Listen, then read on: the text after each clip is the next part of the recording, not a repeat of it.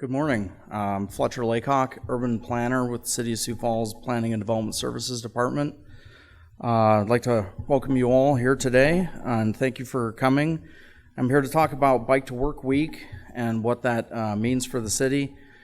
We are celebrating May as Bike to Work Month nationally, but in the city we are partnering with Falls area bicyclists and other private companies to do a week of activities for Bike to Work Week, culminating in Bike to Work Day on May 19th.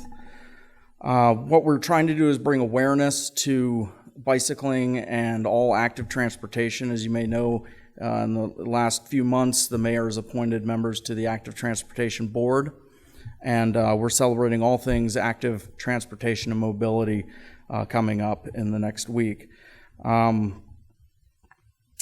What is FAB? It's Falls Area Bicyclists. It is an organization that promotes bicycling and bicycle safety, and the city is collaborating with them, partnering with them to bring awareness to Bike to Work Week and Bike to Work Day by hosting a number of events. Falls Area Bicyclists will do some rides during the week, as well as having some private businesses giving out goodies to people that are riding their bike through the week on Monday and Tuesday and Thursday. And you will also have the opportunity to get some really awesome City of Sioux Falls Bike to Work Day stickers if you participate. So I'm here to go over what the city is doing, the number of events that we're holding. We have so many that it's actually overflowing into this week. Starting tomorrow, we have our PATH meeting, which is the Pedestrians Against Traffic Hazards or Safe Routes to School, leading into Monday, where we have our Bicycle Committee meeting, which is a monthly meeting for bicycle advocates. And on Tuesday, we have our Pedestrian Committee meeting. On Wednesday is the inaugural first Active Transportation Board meeting, which is a group set up to give a voice to all these different modes of transportation. On Thursday, the city is hosting at the downtown library a public open house where we want your input on our bicycle plan draft and our pedestrian plan draft. And we've really been waiting for the serendipity of this week where we have all these meetings coming together and the first meeting of the Active Transportation Board to bring attention to these issues and what we're promoting as a city. So in order to get ready, we have a lot of resources. If you're wondering how to ride your bike or where you can ride or what the rules are, you can go to siouxfalls.org. We have a safety video showing you some tips on how to ride your bike in the street. We have maps showing different routes. So we really recommend that you plan your route before you ride coming up. Make sure your bike's in shape. Make sure your helmet fits. And please go online and take a look at our draft plans for the pedestrian plan and the bicycle plan. And remember, just for some quick tips now, the speed limit on the rec trail or the Greenway Trail is 15 miles per hour. You should wear a helmet. It's safe. And remember, this is an issue that's coming up. Part of our education is e-bikes. You're allowed to ride pedal assist or class 1 e-bikes on the trail. All other e-bikes should be in the roadway.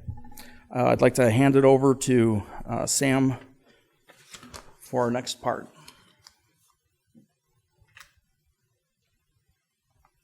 Thanks, Fletcher.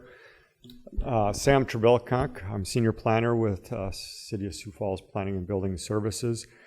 What I wanted to do is kind of highlight, why are we doing Bike to Work Week? What are we trying to do? Fletcher kind of alluded to some of those things. But why is it important?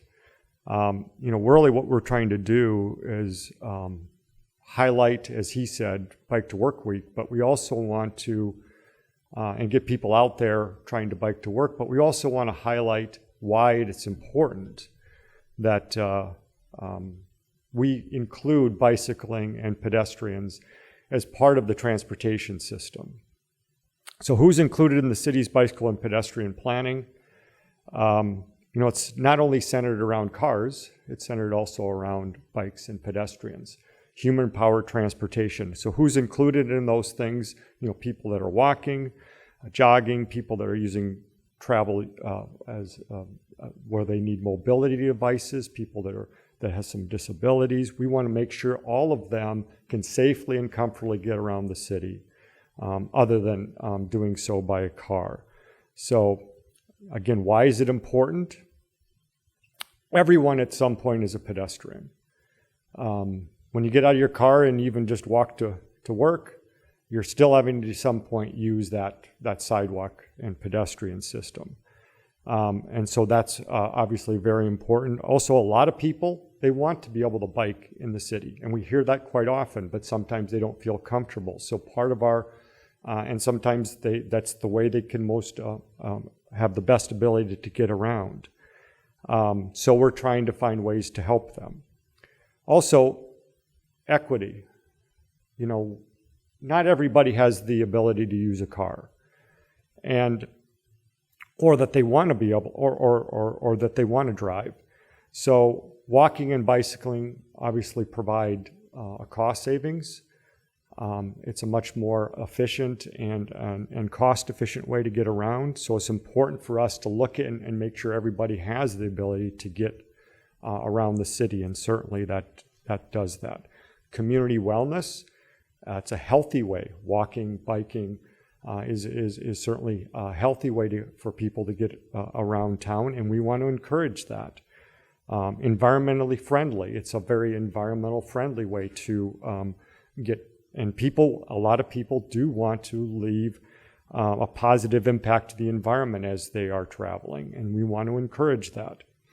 Economic development, it is, a lot of people visit the city or they come to the city and are looking for a bicycle pedestrian friendly city to either visit or live in. So how does the city help accommodate bikes and peds at the city?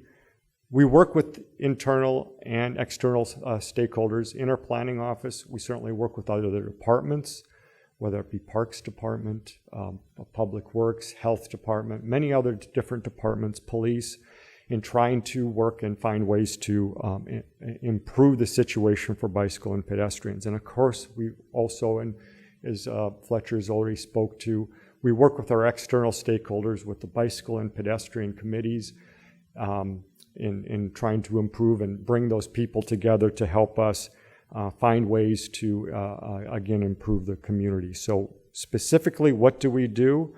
We look at improving bike and pedestrian infrastructure. So it could be trying to add a bike lane, or add a bike route, or add a bicycle trail. How to improve our sidewalks, how to improve connectivity in our community. How can we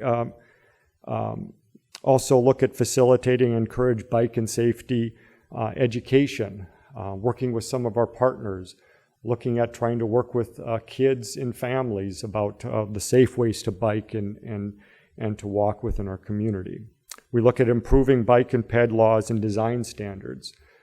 Complete streets is a big thing that we're working on now to make sure, and we include all modes of transportation in the design of any kind of roadway. So again, why does the city specifically work on Bike to Work Week? We're highlighting and celebrating the work being done in our community on this topic. We want to encourage people, as Fletcher was talking about, to try it. If not during the week, sometime during the summer, see what it takes. Talk to other people that do it. Look at your route. How would you make this happen? If you're not interested and it's not something you think you can do, but you still want to look at trying to find different ways to bike or walk within the community, and you think it's really important, we encourage you to find more out about this subject. Get involved in our bicycle committee, our pedestrian committee. Come to, we have 2 new meetings. Fletcher had spoke to the Active Transportation Board meeting. That first meeting is next Wednesday, and that's May 17th at 8:30 here at City Hall. we encourage you to come to that meeting. Also, this open house for the draft bicycle and pedestrian plan, that's 4 to 6 p.m. on Thursday, May 18th at the downtown library. What does that bike plan do? It identifies priority projects and initiatives that we're going to be doing over the next 5 years or sometimes even longer. And we think that's really important. Those are projects that we're going to be implementing during this, over the next few years. And we want people to understand what's there and get their comments. So please come out to that. So other than that, I would take any questions you guys have.